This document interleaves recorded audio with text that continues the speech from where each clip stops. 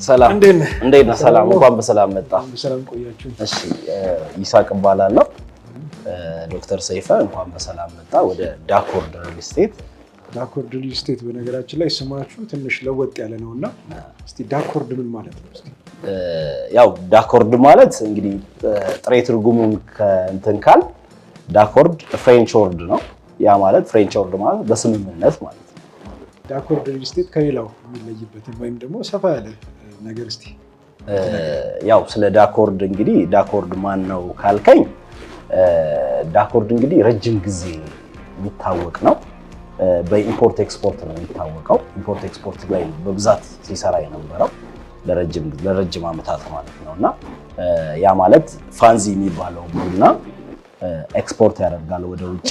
ያው እንግዲህ ፋርም ላይ እንሰራለን፣ የቡና እርሻ አለ ጉጂ ላይ ማለት ነው። እና በእነዚህ በደንብ ይታወቃል ማለት ነው ዳኮርድ ሪል ስቴት ማለት ነው። እና ሌላው በሪል ስቴቱ ዘርፍ ላይ ደግሞ ይሄ የምታየው ቢልዲንግ የመጀመሪያችን ነው። በአንድ ዓመት ከ5 ወር ውስጥ ጥንቅቅ አድርገን ለደንበኞች አስረክበናል ማለት ነው። ይሄኛው ቢልዲንግ ማለት ነው። እና የተለያዩ ፕሮጀክቶች ናቸው እየሰራን ያለ ነው። እንግዲህ 4 ፕሮጀክቶች አሉ። ከአራቱ ሁለቱም ፕሮጀክቶች ሙሉ ለሙሉ ጨርሰናል ማለት ነው። ሶስተኛውን ፕሮጀክታችን ደግሞ ኦልሞስት ከ80% በላይ ግንባታውን አጠናቀናል። አራተኛ ፕሮጀክታችንን ደግሞ ወደ 20% ያህል ሰርተናል ማለት ነው። እና አንደኛውን ቢልዲንግ ሙሉ ለሙሉ ሸጠን ጨርሰናል።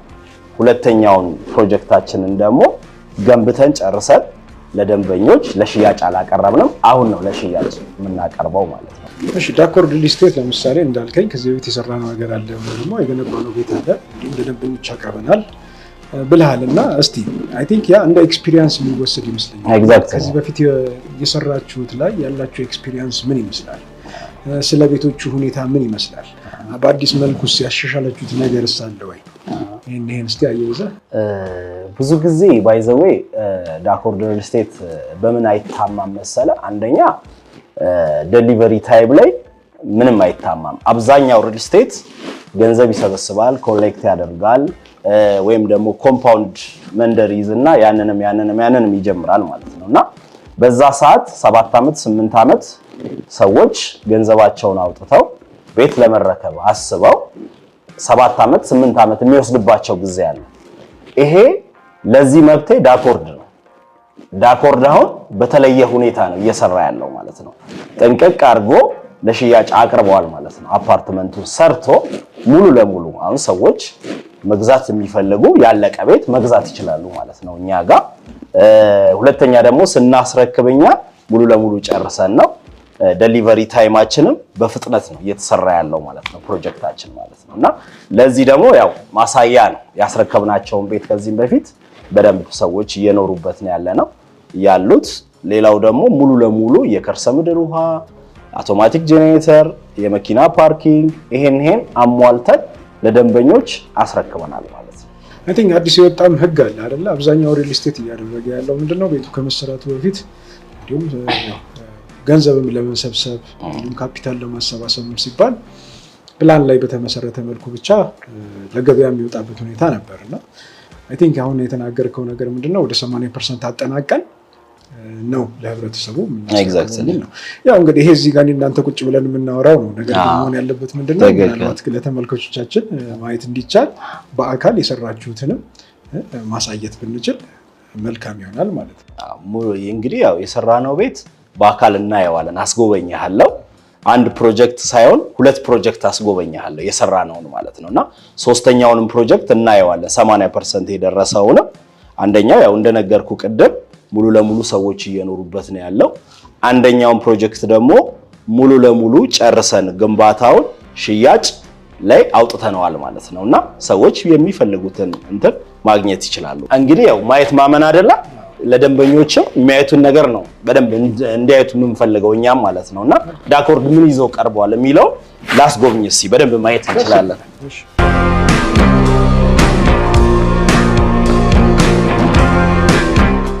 እንግዲህ አሁንም ማስጎበኝ እንግዲህ 80 ካሬ ነው። ምን ይመስላል የሚለውን 80 ካሬ በደንብ ማየት ትችላለህ። ይሄ ሎቢው ነው። እዚህ ጋር የምታየው ሰፊ የሆነ ሎቢ አለው። አየው መሀል ላይ ያለው ሰፊ የሆነ ሎቢ ያለው ኤሊቬተር አለው የራሱ ሊፍቱም አለ ይሄ ሊፍታችን ነው እዚህ ጋር መታየው እንግዲህ ሰፊ ነው ለምን ስፔሱ ምንም ነገር የሆነሽ ፕሮግራም ቢኖርህም እዚህ ጋር እንትን ማድረግ ትችላለህ 80 ካሬ ነው ማስጎበኛ እኔ ወስቲና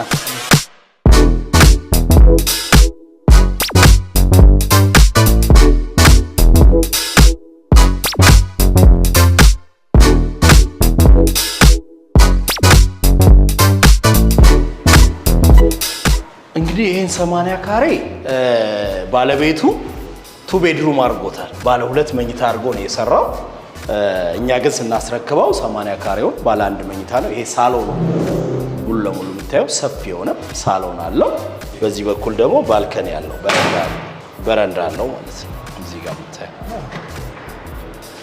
እንግዲህ በሁሉም ሳይድ ናቹራል ላይት ያገኛል ብርሃን ያገኛል ምንም አይነት ቤቱ ዳርክነስ የለውም ማለት ነው ወደዚህ ስንመጣ ደግሞ መኝታ ቤቶችን ማየት እንችላለን እዚህ ጋር ይሄን የውስጥ ፓርቱን ባለቤቱ ነው የሰራው ኦልሞስት ይሄ ልጆች መኝታ ቤት ነው እስከዚህ ድረስ ነበረ ሳሎኑ የሚመጣው ማለት ነው ይሄ ዋናው መኝታ ቤት ነው እዚህ ጋር የምታየው የራሱ ባዝሩም አለው ውስጥ ላይ ይሄ ባዝሩሙ ነው በረንዳ አለው በዛ በኩል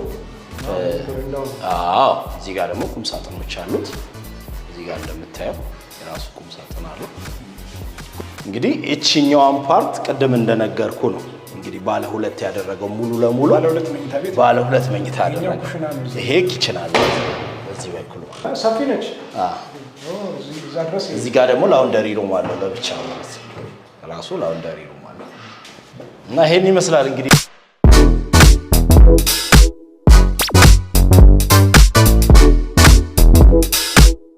እንግዲህ ያው ዶክተር ይሄ እንግዲህ እንደምታየው ቤቱ ሪብድ አይደለም ሶሊድ ነው ኮንክሪት ነው ይሄ እንዳለ የምታየው እዚህ ጋር የሰራተኛ አለ እዛ ጋር ኪችን አለ ስቶር አለው የራሱ ይሄ ሳሎኑ ነው በጣም ልቅ የሆነ ሳሎን ነው በጣም ሰፊ ነው እዛ ጋር ደግሞ መኝታ ቤቶቹ አሉ ሰፊ ነው እና ባለ ስንት መኝታ ቤት ባለ 3 148 የሚባለው ማለት ነው ትልቁ ቤታችን እንግዲህ ልስን ላይ ነው እንዳየኸው ማለት ነው አሁን ላይ ያለው ልስን ላይ ነው እንግዲህ ስትራክቸሩ ሙሉ ለሙሉ አልቆ ልስን ላይ ነው ያለው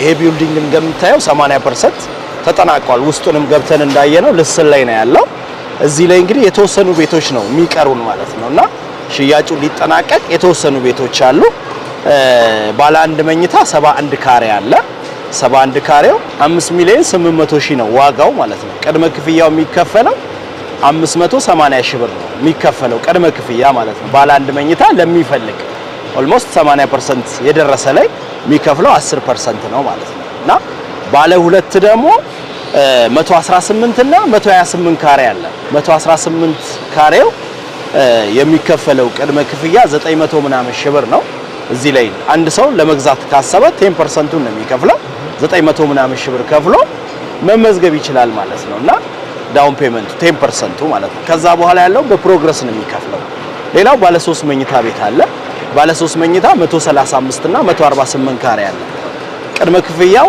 1,100,000 ነው የሚሆነው ማለት ነውና እነዚህ አማራጮች ማግኘት ይችላሉ ማለት ነው 2 ቤዝመንት አለው የመኪና ፓርኪንግ እዚህ ላይ ጆይን ማድረግ ይችላሉ ቀደም እንዳሳየው እንግዲህ ልስን ላይ ነው ያለነው ኦልሞስት ይሄ ህንጻ መስከረም ላይ ይረከባል ማለት ነው መስከረም ላይ የምናስረክበው ቢልዲንግ ሙሉ ለሙሉ አልቆ ይሄ የምታየው የ6 ወር ስራ ነው እንደዚህ የተሰራው ማለት ነው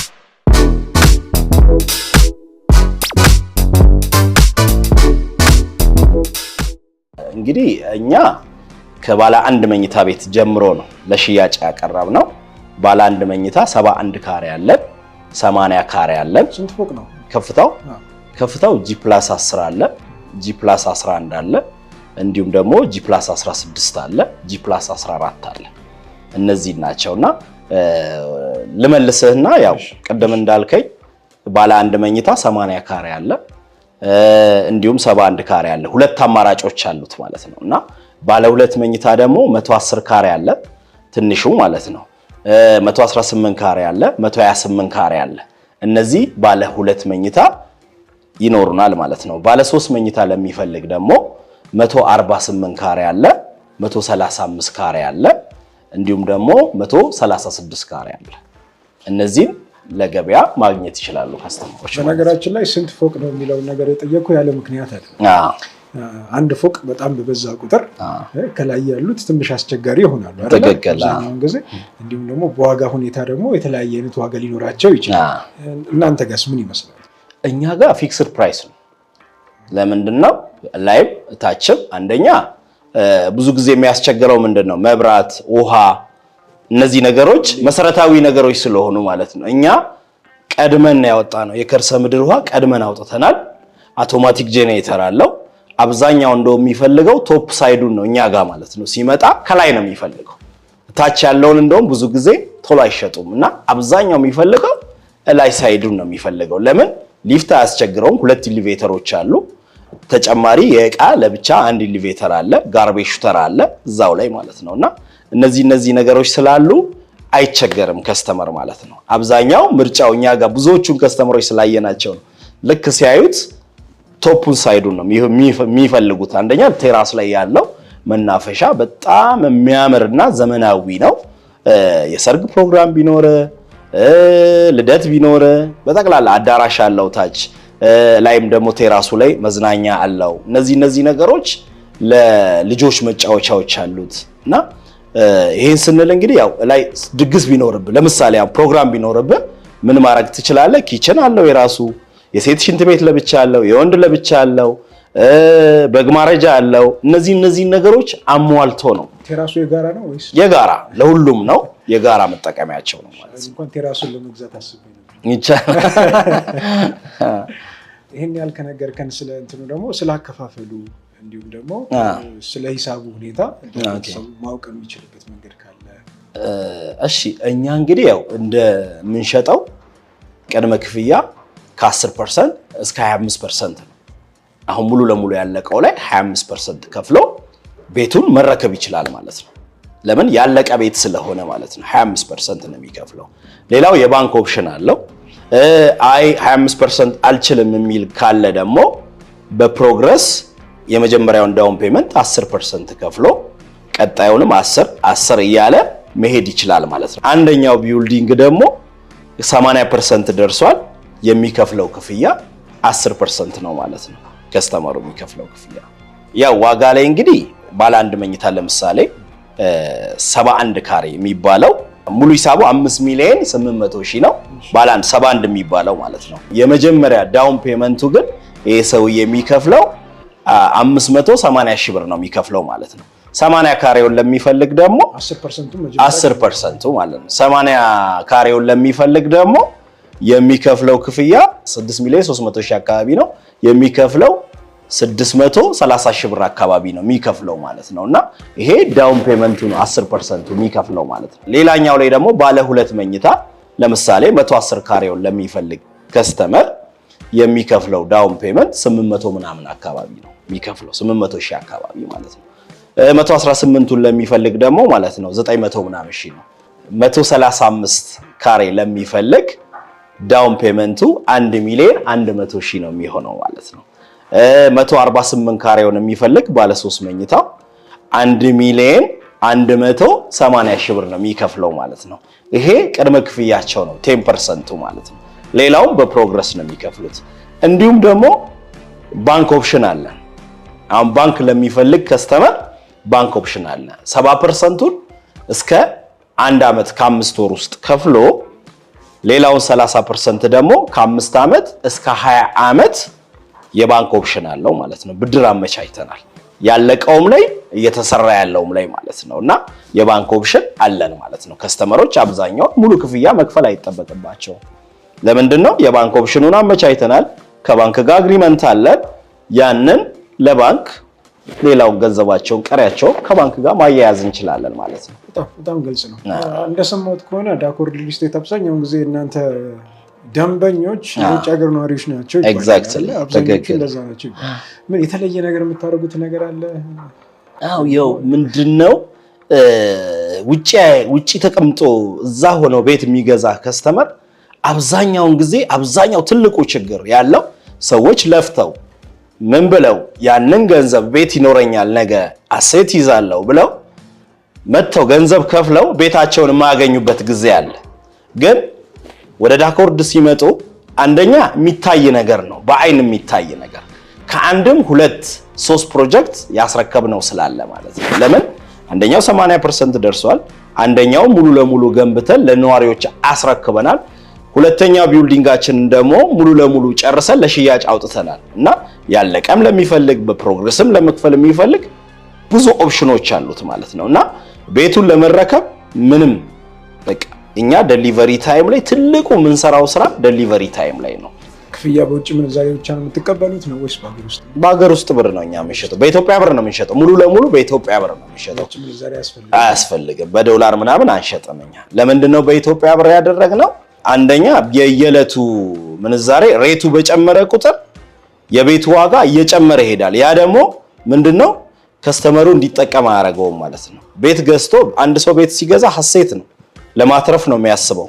አንድ ቤት ገዝቶ ለማትረፍ ሲያስብ የዶላር ሬቱን ዛሬ የከፈለውን ክፍያ ቀጣይ ጨምረ ክፈል ቢባል አይከፍልም። ለምን? ትርፍ የለውም ማለት ነው በዶላር ሲሆን ማለት ነውና በኢትዮጵያ ብር ሲሆን ደግሞ ፊክስድ ፕራይስ ነው።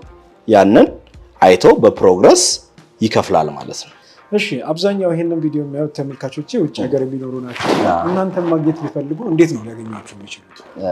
በጣም ጥሩ። ታች ባለው ስልክ በተቀመጠው በዋትስአፕ በቴሌግራም እንዲሁም ደግሞ በኢሞ ማግኘት ይችላሉ ማለት ነው። 24 ሰዓት ማግኘት ይችላሉ ማለት ነው። ማታም ቀንም እንዳስፈለጋቸው ቢደውሉ ማግኘት ይችላሉ።